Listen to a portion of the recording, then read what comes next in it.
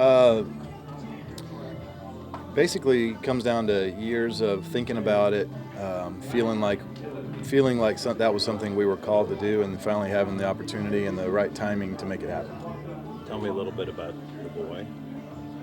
His name's Caleb. Caleb Adam. Caleb is my favorite biblical name. It describes him as a guy who had a different spirit, who never turned his back against the Lord ever, and always lived his life in pursuit and following the Lord. So something that I felt like was very special, a cool name. Sounds like a manly name, somebody who's going to go out and do battle, but also there was a deeper meaning to it, and also his middle name is Adam, Caleb Adam, being I won't call him my adoptive son much longer, just to let you know. But as he is adopted, I wanted him to know that he was special to me, and so I wanted to give him my name, and I want him to have his own identity in Caleb, but also know that there's a piece of me in there too with his name. Now you have a house full of women. Yes. This is an adjustment. This is an adjustment. There is so many things that are different about little boys and little girls already. I mean, there's way more hiding places for stuff in diapers, and he smells different, and he's a cool little dude though, man. He just has a really cool spirit about him, and just makes me happy, just like my other four girls did also. So it's just he's already an extension of our family, and we're just glad to have him part of it. I don't know what you can say. I haven't read, but where was he adopted from? Can you say? Yeah, I don't know if I should talk about all that. If you don't want to, that's fine. Yeah, he's a domestic kid. He's from the United States, and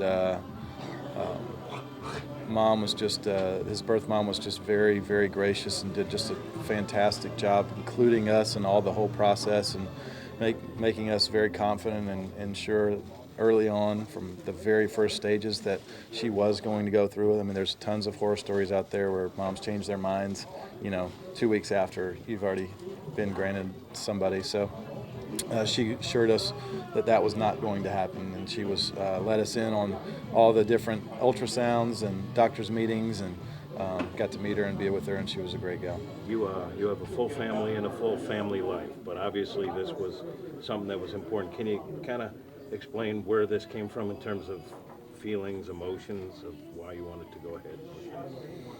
Well, it's something that I feel like, if you follow the word of the Lord, it's something we're called into. It's biblical. It's in the Bible. It talks about how we should protect and care for widows and orphans. And so, there's over 2 million kids out there right now, if I'm not mistaken, that need parents. And Jenny and I told Miss Langosh and Derek yesterday, we got plenty of love to go around, and we have the space. Who knows how long I'll play this game for, but I'm fixing to have most of my life with plenty of time to care for them too.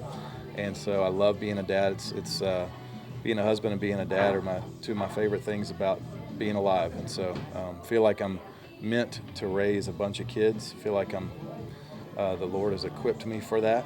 And sometimes my patience could be better, but when you got 4 little women and a wife to please, it's not an easy chore, but it's something I'm always working on, and I just love I love being a dad so much. When we have an off day, I used to want to go fishing and hunting and golfing and all these kinds of things. Now I just want to go out in the yard with my kiddos and do something with them. So it's really cool.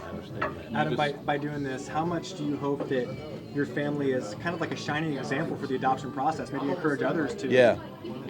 Well, and that's how we got the adoption bug, is that friends of ours talked about the process and talked about how important it is for kids out there, and for it's not just a blessing for Caleb, it's a blessing for us too. I mean, it's made our hearts so warm. But there's so many beautiful little children out there that need parents, and so that's how we got the bug. We heard a message in church about it. We heard friends talk about it, and then once you start thinking about something as important as that, and realize the difference you can make in someone's life, a difference they can make in your life. It's a give and take. It's something you don't stop thinking about, and so it was important for us to go ahead and make that happen.